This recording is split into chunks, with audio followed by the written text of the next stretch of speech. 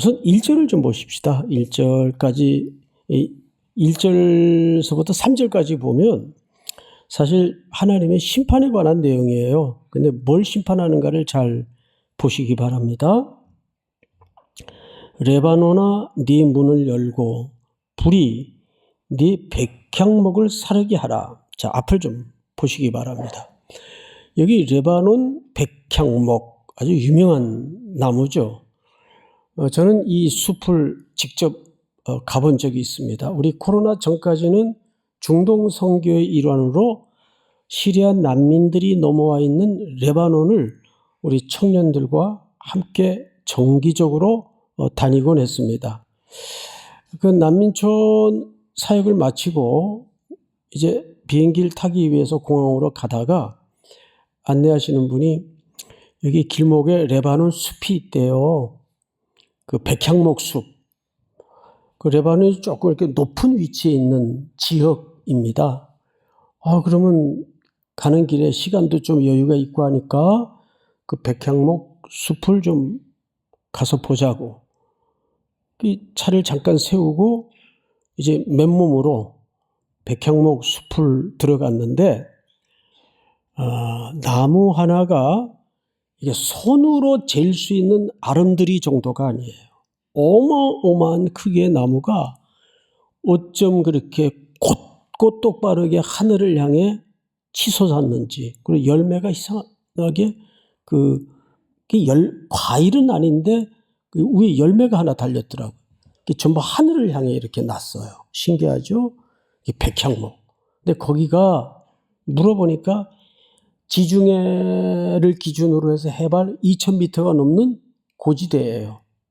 어마어마한 백향목 숲이 쭉쭉 하늘을 향해서 고다 솟아 있는데, 그래서 여기서 레바논의 백향목 하면 무슨 뜻인가 하니 교만이라는 뜻입니다. 교만. 그 지도자들의 교만한 상태를 고발하는 그림 언어예요. 여러분 아시죠? 열왕기상 앞부분에 보면 솔로몬이 왕궁을 짓고 성전을 짓고 자기 집무실을 지을 때 무슨 나무로 썼어요? 백향목 나무로 썼어요. 근데 어디 산입니까? 레바논 산이에요. 그래서 그 나무를 찍어서 캐다가 실어 날라서 성전 짓고 집무실 짓고 왕궁을 지었어요. 그럼 그거 전부 누구를 노동력을 동원했을까요? 백성들입니다. 몇만 명씩 교대로 레바논에 상주를 시켜서 그 나무를 찍어다가 나릅니다. 제가 그 백향목 숲에 서서 한번 수천 년 전 시대로 돌아가서 상상을 해봤어요. 이 나무를 찍어다가 짧게는 2,000m 아래 바닷가까지 어쨌든 끌고 가야 돼요. 그 당시 무슨 장비도 옳게 없었던 시대일 텐데 거의 노동력으로밖에는 감당이 안 되는 사역인데, 그럼 거기다가 뗏목을 묶어서 요파 항구 쪽으로 흘러내리겠죠. 그럼 또 그 항구에서 받아 그 나무를 현장까지 예루살렘까지 운반을 해야 됐겠죠. 그러니까 솔로몬이 죽은 다음에 르호보암이 왕이 될 무렵 원로들이 와서 제일 먼저 탄원을 했던 게 뭡니까? 제발 아버지 쪽의 그 노동을 좀 감해 주십시오. 그게 너무너무 힘겨웠다는 얘기예요. 그 백향목이에요. 그러니까 레바논의 백향목 하면 이스라엘 사람들에게는 무슨 관상수처럼 보기 좋고 야 멋있다 이런 의미가 아니에요. 아주 지도자들의 그 교만을 충족시키기 위한 징그러운 나무입니다. 우리 그런 말 하잖아. 하도 어떤 영역에 대해서 고생이 지나면 아유 보기도 싫다. 그런 말 하죠. 예. 우리 군대 제대한 형제들은 아유 군대 그쪽으로 못도 안 한다. 그런 말 하잖아요. 이제 그런 식이에요. 자, 그래서 여기 레바논아 네 문을 열고 불이 네 백향목을 사르게 하라. 이것은 사실상 유다와 이스라엘의 지도자들을 심판하시겠다는 스가랴 선지자를 통한 하나님의 심판이에요. 예고하는 거예요. 2절을 볼까요? 너 잣나무여 곡할지어다. 백향목이 넘어졌고 아름다운 나무들이 쓰러졌음이로다. 바산의 상수리 나무들이 곡할지어다. 무성한 숲이 엎드러졌도다. 이러한 부와 위엄을 자랑하는 숲을 이룬 이런 화려함들이 전부 일시간에 사라지고 태워질 것이다. 그러니까 앞에 1, 2절에 총망라한 나무들은 뭘 얘기하냐 하면 이스라엘 지도자들이 사실은 이 정도면 만족한다, 이 정도면 안전하다 하는 모든 것들입니다. 사람이 견고히 구성해서 견고히 쌓아서 견고히 만들어서 이루어 놓은 그 모든 것들이 하나님이 훅 불어버리면 일순간에 불섭이 될 수 있다 그 말이에요. 그걸 경고하는 겁니다.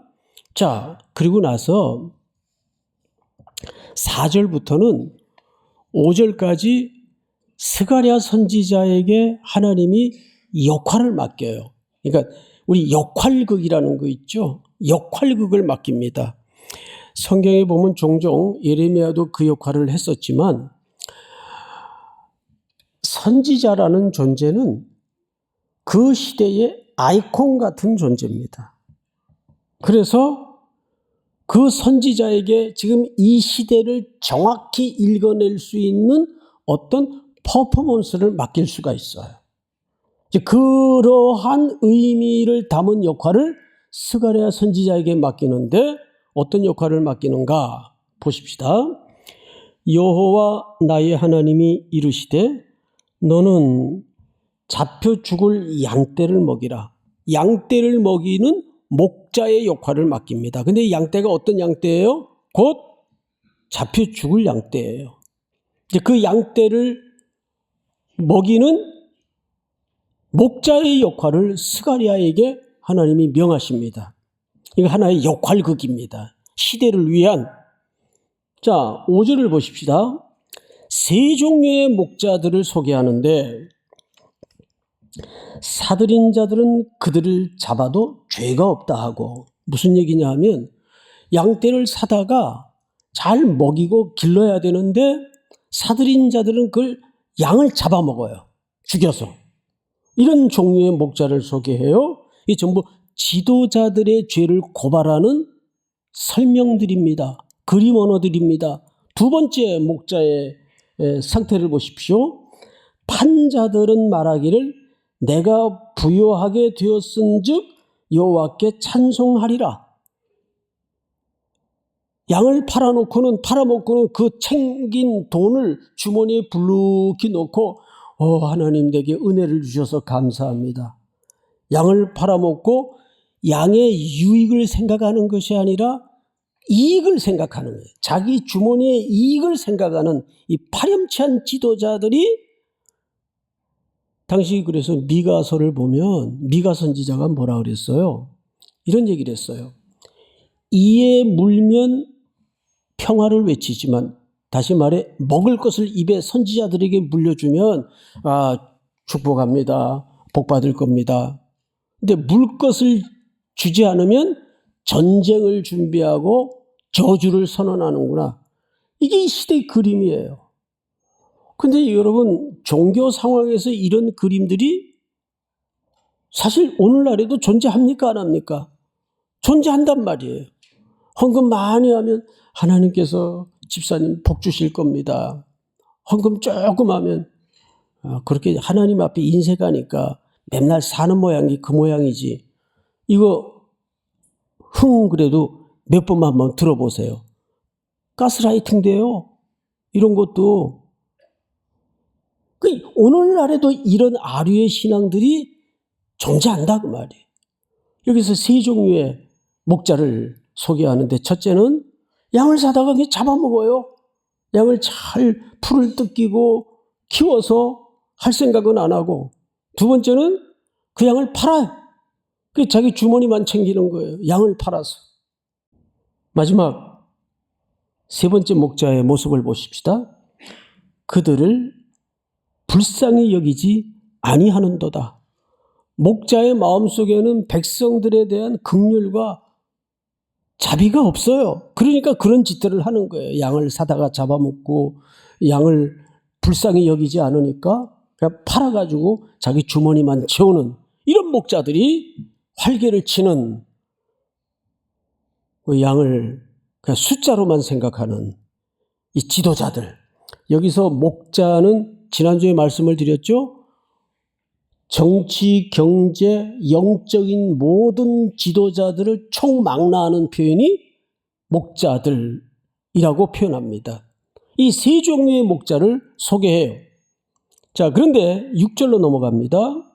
여러분 6절을 한번 같이 읽어볼까요? 시작. 여호와가 말하노라 내가 다시는 이 땅 주민을 불쌍히 여기지 아니하고 그 사람들을 각각 그 이웃의 손과 임금의 손에 넘기리니 그들이 이 땅을 칠지라도 내가 그들의 손에서 건져내지 아니하리라 하시기로. 네.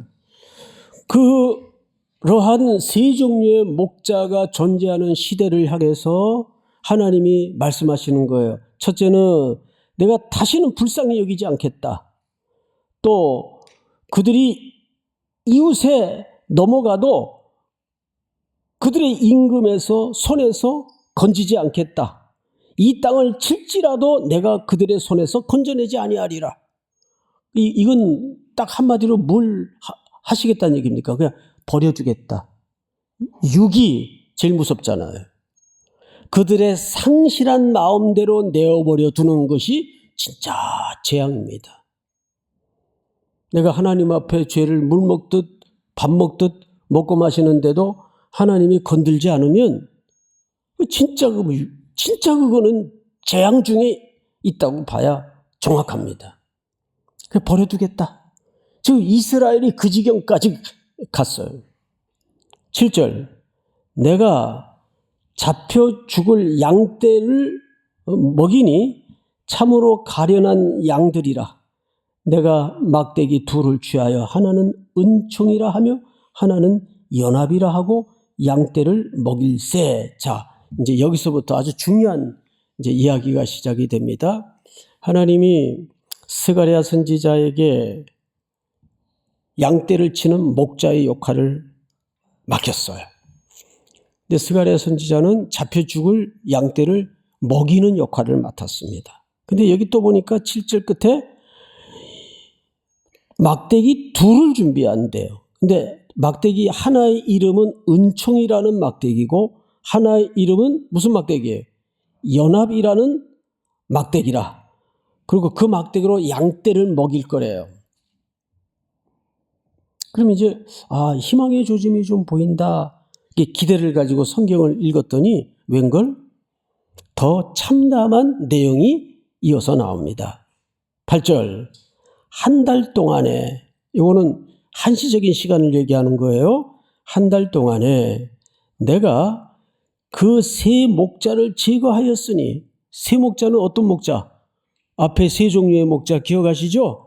예, 양을 사가지고 잡아먹고 양을 팔아치워서 자기 주머니나 불리고 세 번째는 양을 불쌍히 여기지도 않는 그 세 종류의 목자를 어떻게 하시겠답니까?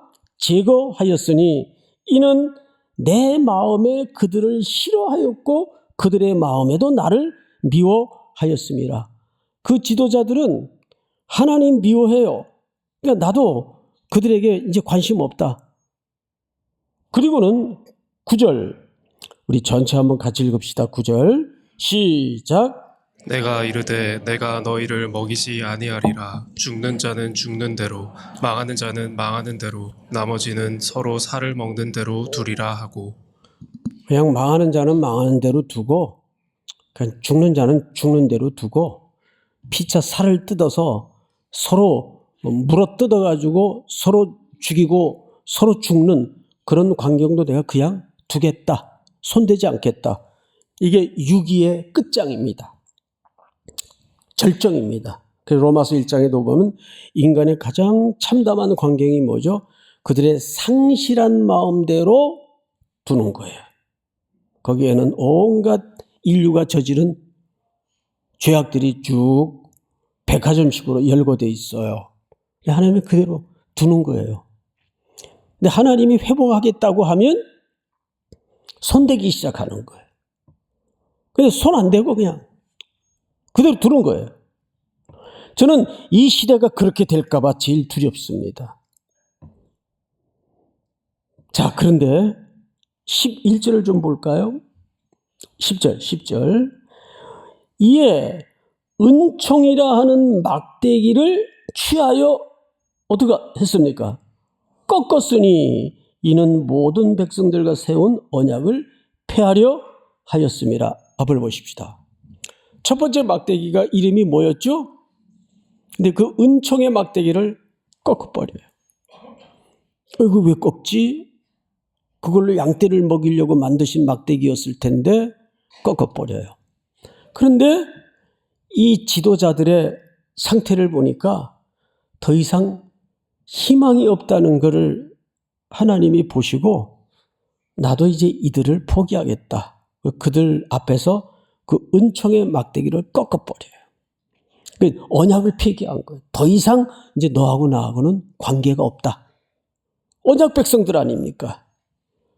그런데 두 번째 막대기를 또 꺾어요. 14절을 한번 볼까요? 14절. 다 같이 시작. 내가 또 연합이라 하는 둘째 막대기를 꺾었으니 이는 유다와 이스라엘 형제의 의리를 끊으려 함이었느니라. 두 번째 막대기는 연합이라는 막대기인데 연합이란 막대기를 꺾는 이유를 이렇게 설명합니다. 이는 유다와 이스라엘 형제의 의리를 끊으려 함이었느니라. 이게 얼마나 무서운 얘기냐 하면 자 보세요. 이건 당연한 거예요. 첫 번째 막대기가 은총의 막대기예요. 하나님과 백성들 사이가 끝난 거예요. 하나님의 관계가 무너지니까 자연히 사람과 사람의 관계도 무너집니까? 안 무너집니까? 무너지는 거죠. 이거는 어쩌면 당연한 순서입니다. 은총과 연합이 다 무너진 거예요. 자, 오늘 설명은 여기서 다 끝났어요. 하나님이 우리에게 어떤 결말을 주셨을까요? 우리가 첫 번째 막대기가 부러질 때와 14절에 두 번째 막대기가 부러질 때 사이에 미처 읽지 못한 내용이 하나 담겨져 있습니다. 성경을 다시 보십시다. 11절. 당일에 곧 폐함에 내 말을 지키던 가련한 양들은 이것이 여호와의 말씀이었던 줄 안지라. 그러니까 6절의 말씀이 성취된 거예요. 6절 볼까요? 여호와가 말하노라 내가 다시는 이 땅 주민들을 불쌍히 여기지 아니하고 그 사람들을 각각 그 이웃의 손과 임금의 손에 넘기리니 그들이 이 땅을 칠지라도 내가 그들의 손에서 건져내지 아니하리라 하시기로. 이 말씀이 첫 번째 막대기가 부러지면서 성취된 거예요. 자, 그런데 12절서부터 놀라운 가슴 아픈 반전이 일어납니다. 12절. 내가 그들에게 이르되 너희가 좋게 여기거든 내 품삯을 내게 주고 그렇지 아니하거든 그만두라. 그들이 곧 은 30개를 달아서 내 품삯을 삼은지라. 자, 이 해석이 가장 어렵고 가장 중요한 해석입니다. 이 말은 그 뜻이에요. 목자가 너희들이 내 품삯을 한번 주려면 계산을 해라. 그랬더니 그들이 냉큼 주저하지도 않고 얼마나 줘야 되나? 한 30?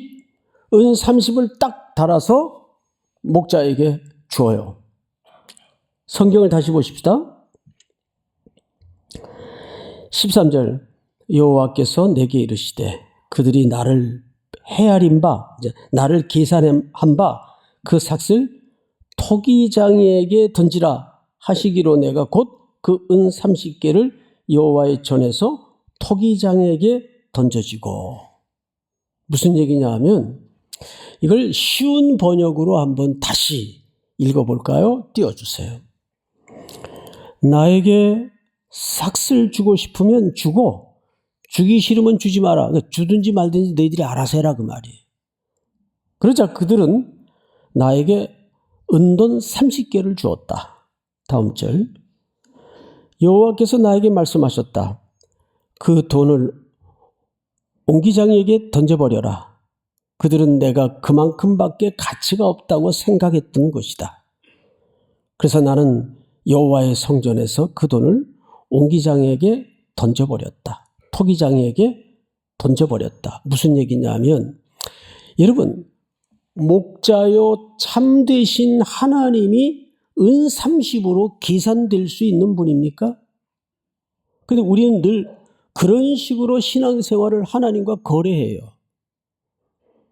하나님은 나의 전부가 되시고 창조주가 되시고 주권자가 되시는 분입니다. 그런데 성경을 보세요. 여호와께서 나에게 말씀하셨다. 그 돈을 토기장에게 던져버려라. 그들은 내가 그만큼밖에 가치가 없다고 생각했던 것이다. 여러분들은 하나님을 어느 정도 가치로 생각하고 계시나요? 여러분, 이 예고가, 이 계시가, 이 예언이 그대로 마태복음 27장에서 어떻게 이루어지는가를 한번 볼까요? 띄워주세요. 그때에 예수를 판 유다가 그의 정죄됨을 보고 스스로 뉘우쳐 그 은 30을 대제사장들과 장로들에게 돌아갔다 주며, 무슨 뜻입니까? 은 30은 유다가 자기 선생에 대해서 책정했던 값입니다. 은 30으로 누굴 팔았어요? 스승의 등에 비수를 꽂았죠. 유다가 스승의 값을 결정했던 값이 은 30이에요. 우리도 이런 식의 거래를 신앙 속에서 하나님과 할 수 있어요. 아직 여전히 하나님은 나에게 복을 가져다 주는 수단이고 방법, 범주를 못 벗어나는 기능적 그리스도인들. 4절. 이르되 내가 무죄한 피를 팔고 죄를 범하였도다 하니 그들이 이르되 이것이 우리에게 무슨 상관이냐? 네가 당하라 하거늘 유다가 은을 성소에 던져놓고 물러가서 스스로 목매어 죽으니라. 7절. 대제사장들이 그 은을 거두며 이르되 이것은 핏값이라 성전고에 넣어둠이 옳지 않다 하고 의논한 후 이곳으로 토기장의 밭을 사서 나그네의 묘지를 삼았으니. 다 같이 시작. 그러므로 오늘날까지 그 밭을 피밭이라 일컫느니라. 여러분, 두 막대기가 다 부러졌어요. 은총의 막대기도 꺾여졌고 연합의 막대기도 꺾여졌어요. 그런데 이 두 막대기 사이에 은 30이라는 이야기의 설정을 통해서 하나님은 이렇게 절망에 던져진 인류를 위해서 은총의 막대기도 꺾여졌고 연합의 막대기도 꺾여진 이 두 이야기 사이 속에 십자가를 만들어서 하나님은 아들을 이 땅에 내어 보내셔서 십자가에 이 죄값을 지불하기 위해서 아들을 거신 거라고요. 결국 이 이야기는 저주의 이야기가 아니라 십자가의 길만이 인류의 온전한 회복이 있다는 것을 설명하고 싶은 겁니다. 믿습니까?